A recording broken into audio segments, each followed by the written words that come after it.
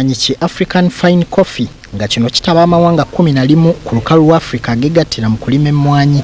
Kikakasizza nga bwe wagenda okubaawo tabamirukawo abalimi b'emmwanyi ku lukalu lwa Africa agenda okuyindira mu Uganda mu gwokubiri gw'omwaka ogujja ng'ennaku z'omwezi 17 okutuuka nga 19.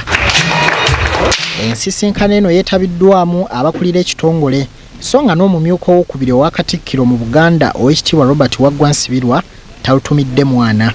Knowledge will be acquired, capacity will be built, but more importantly, business deals will be closed.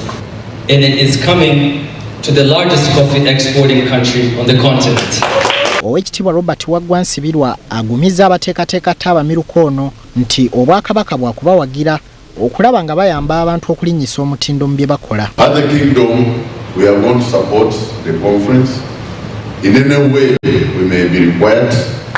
We are ready to support the organizers and the country to give the best experience to our people. Ono ayongedde n'akalaatira bannayuganda okwetegekera tabamiruka ono agenda okubayunga ku bantu ab'enjawulo ate abalina obukugu obwetaagisa.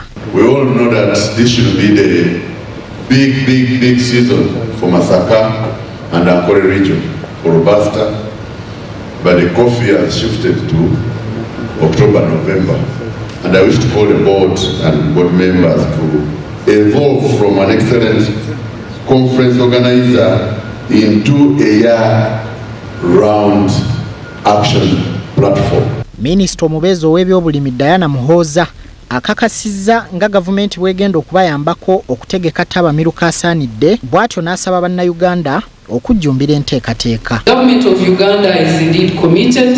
We have started resource mobilization. We have started sectoral meetings to see that the 17th up to the 19th February African Fine Coffee Conference and Exhibition is a success. Hassan Kasagga, BBS Telefina, Gambuze.